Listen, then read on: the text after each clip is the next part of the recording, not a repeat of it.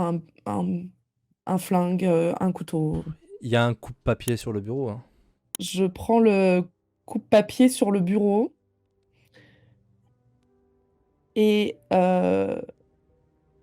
je crève les yeux de Logan. C'est un acte d'une cruauté rare. Ton humanité pourrait en pâtir. Mm. L'acte n'est pas fait, mais je veux que Diabalzan soit consciente. Ton Ok. humanité pourrait en pâtir. Est-ce que tu prends le risque? Non, je vais pas faire ça.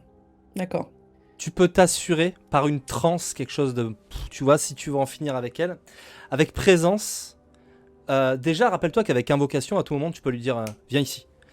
Et Oui. comme là, tu sais qu'elle a essayé de te trahir, tu n'aurais aucun scrupule à en faire ton jouet pendant Mm. quelques temps, tu vois, pour qu'elle te soit fidèle et qu'elle veuille rester dans ton entourage. La durée va être fixée par ton nombre de réussites. Mais avec Trans, le troisième pouvoir de présence, la personne sera sous ton charme et t'aimera et voudra être proche de toi aussi longtemps que possible. Et elle fera ta volonté. Elle s'en souviendra juste Ok. après. Ok. Euh, eh bien, je vais faire ça. Je vais lui dire quel dommage que tu n'aies pas voulu m'aimer par toi-même. Et du coup, je vais faire trans sur elle. Tout à fait. Et Trois réussites, ok. Elle est effectivement sous ton charme. Oh, je pense même que tu avais une quatrième réussite en fait, parce que j'ai pas vu la difficulté, elle est plus basse que prévu. Tu sens qu'elle a un petit sourire un peu niais, tu vois. Et elle retrouve par contre dans son regard cet éclat. Il y a une ombre fugace de colère quand elle reprend conscience, elle reprend connaissance. Et puis tout d'un coup, elle a un petit... Ah là là, elle est mignonne. Voilà, tu le connais ce regard. Elle t'aime. Seule difficulté, tu ne sais pas combien de temps ça peut durer. Tu penses avoir une bonne emprise sur elle. Elle a pas l'air d'avoir une résistance mentale. Enfin, pour une jeune vampire ou une mortelle, c'est très très bien. Mais bon, elle fait pas le poids vis-à-vis de toi. Tu sais que t'es ok, dans le pire des cas, t'en as quand même pour 24 heures. Donc elle te causera pas de problème cette nuit. Faudra peut-être la faire surveiller ou ok, trouver. Voilà. ok, Tu as des servants. Tu as un statut qui fait que tu peux lui coller des vampires au basque. Tu as des ok. contacts qui peuvent être des simples mortels, journalistes, flics, etc. Enfin, tu roules le city, quoi. Donc, tu peux Ouais. utiliser toutes les ressources qui te viennent en tête pour faire ce que tu as à faire. Ok, du coup, je vais lui dire je vais lui dire Euh, tu peux disposer, ma chère Rose. Je sais que cette séparation brutale de ma personne va te coûter, mais je vais te demander d'aller chercher Marcus. C'est c'est une personne qui saura t'apprendre tout ce qu'il y a à savoir pour faire partie au mieux de mon entourage. Très bien. Et je Qui est suis sûre Marcus? que... Disons que c'est un toréador du clan en qui j'ai une confiance relative, un peu l'habitude des jeunes vampires. Ton babysitter, Voilà. quoi. Et voilà, c'est un peu mon babysitter. Ok, Du très bien. coup, je la lui envoie et il saura quoi faire d'elle, globalement, lui expliquer un peu les tenants et les aboutissants. Et une fois qu'elle est sortie, je dis à Orwell de se débarrasser de Logan. Je le Et voilà, reconduis à la frontière. avec, avec plaisir, merci de le faire. Mais évidemment, hein, c'est avec plaisir avant tout que j'écouterai ce que vous étiez venu me raconter, mon cher Orwell. J'ai toujours su que vous étiez une républicaine. Il va sortir par la porte. Tu entends qu'il décroche son téléphone. Un Nokia pourri. Vous n'êtes pas très à l'aise avec tout ce qui prend des photos, qui filme, qui a Internet, parce que, enfin voilà, il y a des choses qui ne doivent pas se retrouver sur Internet. Il s'en va, il va se débarrasser en quelques minutes du pauvre Logan, et puis avec le geste réflexe de s'essuyer les mains comme ça, il revient dans le bureau. Oui, Maintenant que cette petite affaire est réglée, effectivement, il va falloir qu'on parle. Vampire, la mascarade. La cité des roses. Après ce court générique, nous revenons dans notre bureau. Ça commence à devenir contagieux. Et je suis un peu inquiet. C'est pas les premiers qui passent. Je ne viens pas vous ennuyer systématiquement avec ça. En général, je m'en occupe, mais là, il y en a d'autres dans la ville. Il y en a qui passent. Soit ils ont un système bien au point, soit les fléaux ne font plus le boulot. Soit autre chose. Il y a toujours autre chose. Mais j'ai des oreilles dans cette ville. Et j'ai peur que il y ait de plus en plus de petits nouveaux qui se présentent sans faire honneur aux politesses d'usage. Ce qui me déplaît et m'agace le plus dans cette situation, c'est que je suis plus intéressée par un responsable que par les malheureuses conséquences de ses actions. Et je ne souhaite pas arriver ici tous les soirs et devoir tenir une discussion avec des primates à peine sortis du nid, à qui le lait sort par le nez quand on leur appuie dessus. Je veux un nom, c'est tout ce que je demande, et ça m'a l'air de ne pas être une immense demande. Je veux savoir qui engendre ces conséquences inopportunes. Est-ce que je dois m'inquiéter de nos rangs? Est-ce que vous avez des bonnes Il nouvelles, rit Orwell? presque franchement. Évidemment que vous devez vous inquiéter de vos rangs. Vous savez ce qu'on dit. Gardez-moi de mes amis. Mes ennemis, je m'en charge. Vous êtes la reine des louves, dans une cour de loups. Est-il un seul de vos sujets qui ait votre confiance? Mis à part moi, bien évidemment. Y a-t-il un seul de mes sujets, mis à part lui, qui a mon entière confiance? C'est pas ouf, hein. C'est le moment de faire les présentations rapides. Évidemment, celui qui a le moins de confiance, c'est Howard. Howard Junior, d'ailleurs. Qu'il t'arrive par cruauté d'appeler simplement Junior quand il dépasse les bornes. Howard, c'est le primogène ventru. Très bel homme. Très ambitieux. Très entreprenant. Et ça lui réussit plutôt pas mal. Il n'a jamais dépassé les bornes, tu vois. Jamais il n'a manqué à l'étiquette, etc. Mais tu sais que c'est un danger. C'est plus inquiétant, eux. Par sa nature. Il y a Lucretia. Elle, tu peux pas la blairer. Tu fais bonne figure, mais Lucretia, c'est la primogène Trémère. Elle est très polie, mais extrêmement froide. Et elle est protocolaire, en fait. Elle se contente de faire ce qu'on attend d'elle. C'est une Trémère. Elle a la même tare que toutes les Trémères. Elle est Trémère avant d'être quoi que ce soit d'autre. Sa loyauté, elle va au clan avant d'aller à qui que ce soit d'autre. Elle est convaincue qu'ils sont 1000 fois supérieurs à tous les autres puisqu'ils sont thaumaturges. Les Trémères étaient autrefois, au Moyen-Âge, des mages. Ils appartenaient à la maison Trémère de l'ordre d'Hermès. C'était des humains, mais qui pouvaient manipuler la réalité par leur seule volonté. Mais Trémère a eu peur de sa propre mortalité et il a chopé un vampire random. Il a fait des expériences sur lui pour devenir vampire tout en conservant sa magie. Ça a raté. Il n'a conservé qu'une forme abâtardie de la magie incroyable possédée par les mages. Vraiment des gens bizarres mais avec lesquels il faut surtout pas se mettre mal parce qu'un seul de ces mages peut faire des trucs absolument incroyables. Lui, Trémère n'a eu qu'une version abattardie. Par contre, il a réussi ensuite à diabler un grand ancien, de manière à devenir, comme tous les fondateurs de clans, une 3e génération.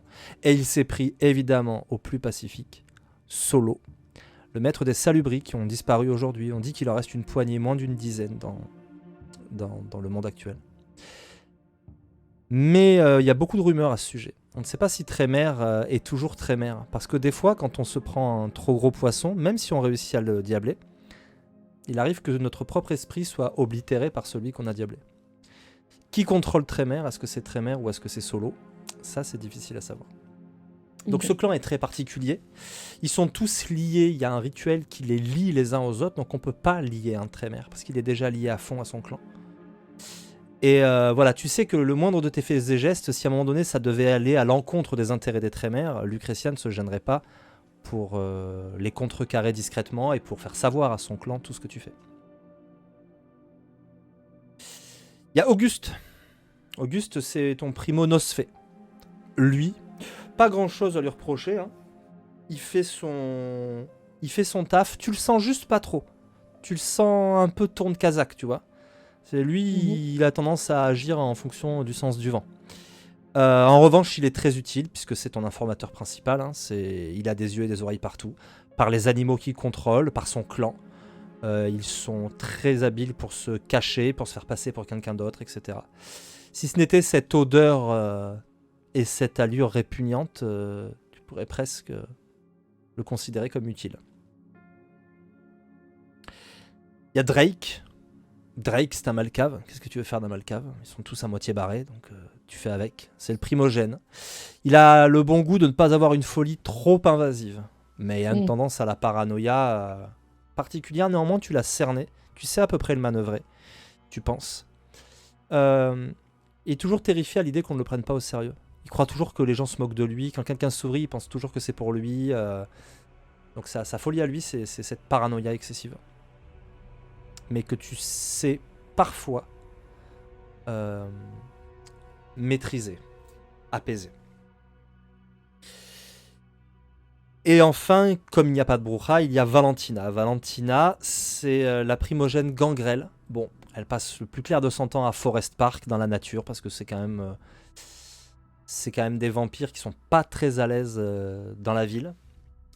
Maintenant, bon, elle sait venir à l'Elysium, même si elle sent le sous-bois et qu'on dirait une clodo dans ses fringues, quand elle se présente, quand on l'appelle, elle vient. Elle, pour toi, elle est en dehors du jeu, tu vois. C'est plus un pion que quelqu'un de dangereux.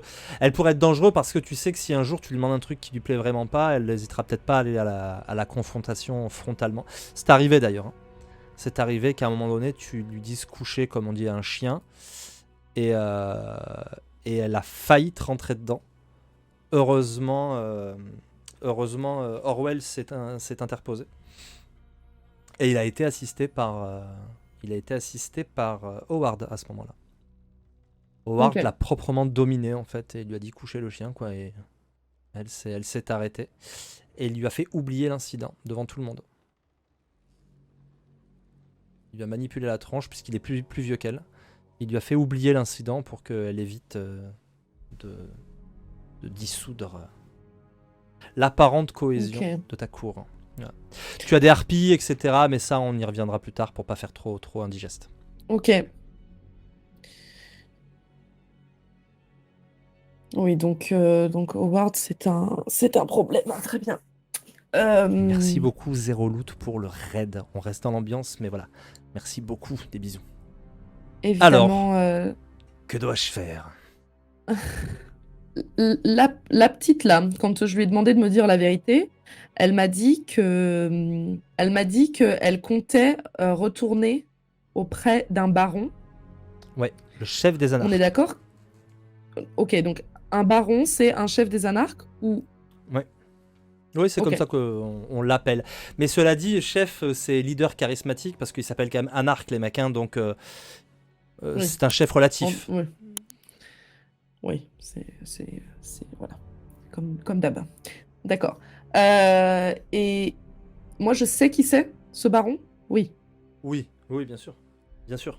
Ok, ok. Ok. Euh, Tu sais qu'il y a un baron, mais tu sais que c'est plutôt un genre de trio mouirat. En fait, ils sont trois. Il y a trois figures un peu charismatiques euh, parmi les anarques. T'as ton réseau de renseignements. Hein. oui. Il y a Eliseu d'origine brésilienne, qui est un bruja. Il y a Ok. Zach, qui est aussi un bruja. Et il y a Josh, qui est un caïtif. Et ça, t'aimes pas trop. Font partie des signes de la GN. Les signes annonçateurs de la fin pour les vampires, le jour où les grands anciens se réveilleront, que Cain lui-même foulera à nouveau la terre des hommes et se nourrira de ses enfants, comme de Ok. petites brioches sucrées. Eh bien, du coup, cher Orwell, effectivement, je pense avoir en général plus confiance en vous qu'en peu d'autres. J'ai j'ai besoin que, plus que des oreilles qui traînent, j'ai besoin qu'une véritable enquête soit menée discrètement, évidemment. J'ai besoin de savoir s'il y a des liens, même s'il s'agit d'un regard échangé dans un club très tard un soir entre l'un des barons et hmm, Quelqu'un de chez nous. ouais, je pense que peut-être que Howard et Lucretia devraient être vos premières cibles, si je puis m'exprimer ainsi. Très bien. Ce sera plus simple, d'ailleurs. Si ça avait été Drake ou Auguste,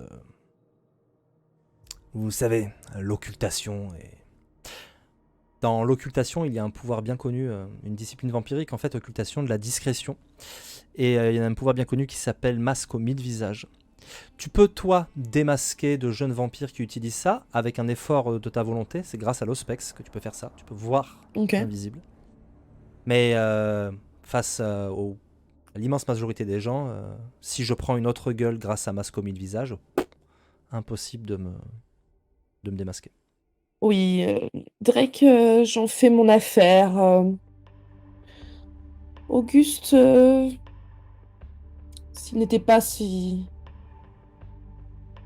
hideux et si odorant, je l'apprécierais presque. Alors, peut-être fais-je une erreur, mais je lui laisse le bénéfice du doute pour l'instant.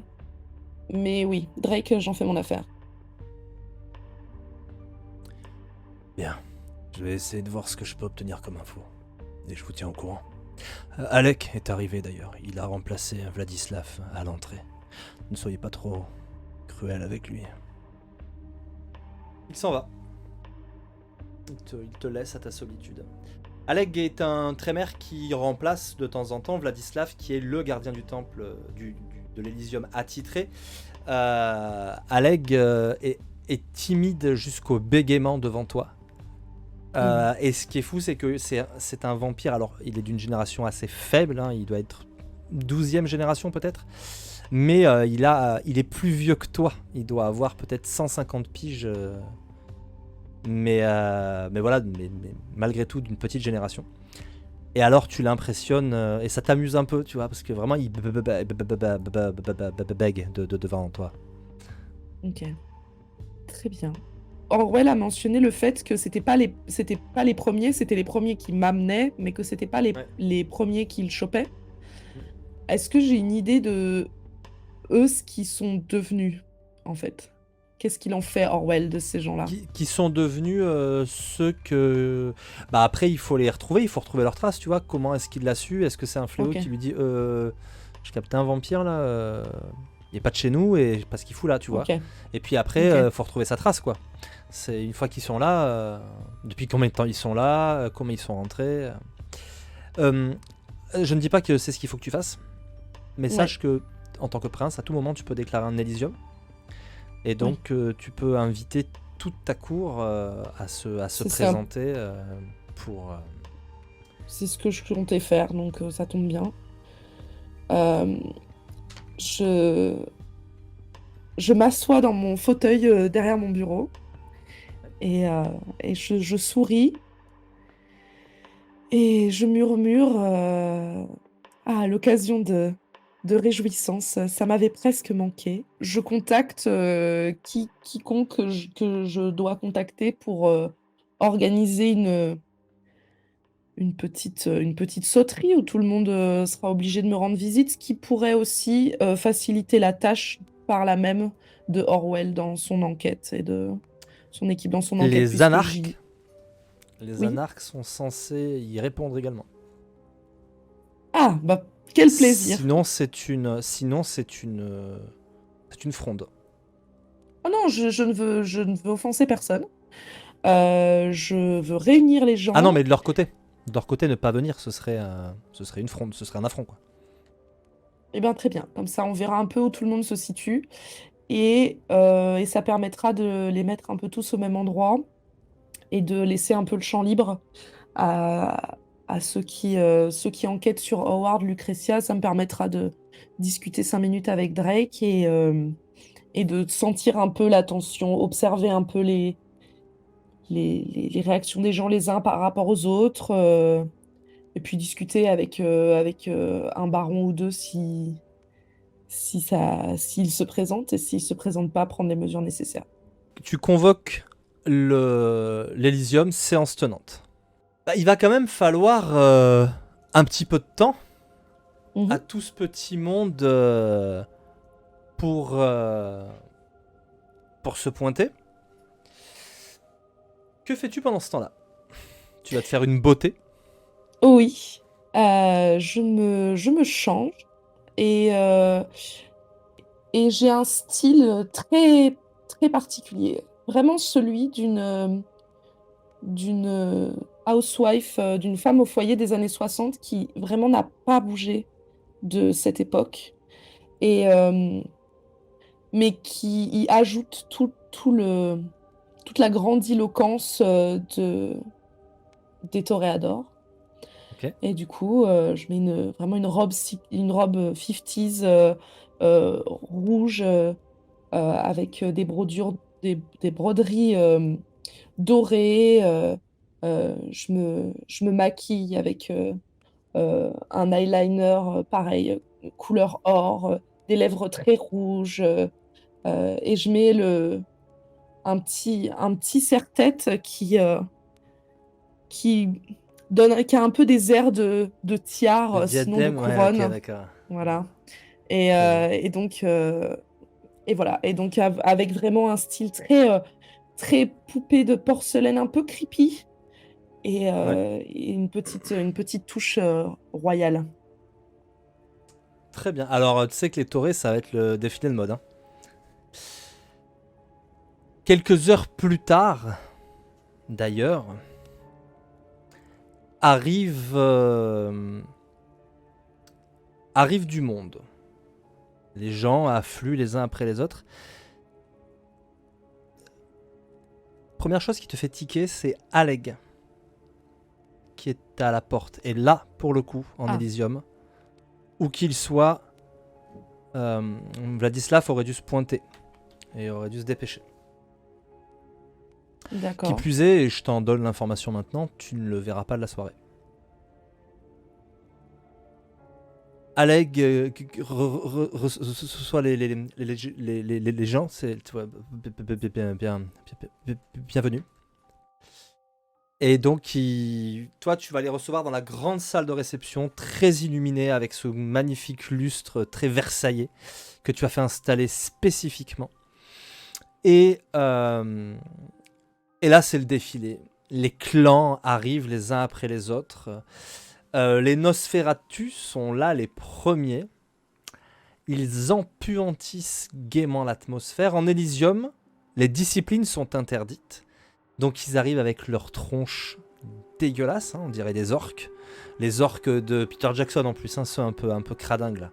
Des ailes de chauve-souris à la place des oreilles, un trou à la place du nez, et puis ils sont plus ou moins décomposés, et ils ont cette odeur de mi-égout, mi-terre retournée. Voilà. Ils doivent être une demi-douzaine à peu près. Puis vont arriver les ventrus qui ressemblent à une équipe de traders et d'avocats, on dirait Suits, tu vois. Avec Howard, mon prince, qui te fait une révérence parfaite avant de venir jusqu'à toi et te faire un baise-main parfait. Il ne te touche pas la main ni des lèvres ni du nez. Junior, quel plaisir. Heureuse de vous voir aussi fidèle. S'allumer une flamme dans son œil quand tu dis ça. Mon prince, j'espère que vous êtes aussi en forme que votre beauté le laisse croire. Eh bien, oui, ma foi. Je sais que vous n'en espérez pas moins de moi. Bien sûr, j'ai à cœur que vous soyez en excellente santé. Vous êtes parfaitement à votre place, et nul autre que vous ne pourrait occuper ce trône avec autant de magnificence. N'en faites pas trop, Howard. Manqueriez-vous de confiance, mon prince, pour que ce que je puisse vous dire vous semble outrepasser la réalité? Il ne me semblait que d'écrire un ensemble de faits. Non? Mais je vous ennuie, mon prince. Laissez-moi retourner parmi mes ouailles. Regardez, ils sont déjà en train de chercher querelle au Nosferatu. Si vous avez besoin de moi, vous n'avez qu'à claquer des doigts.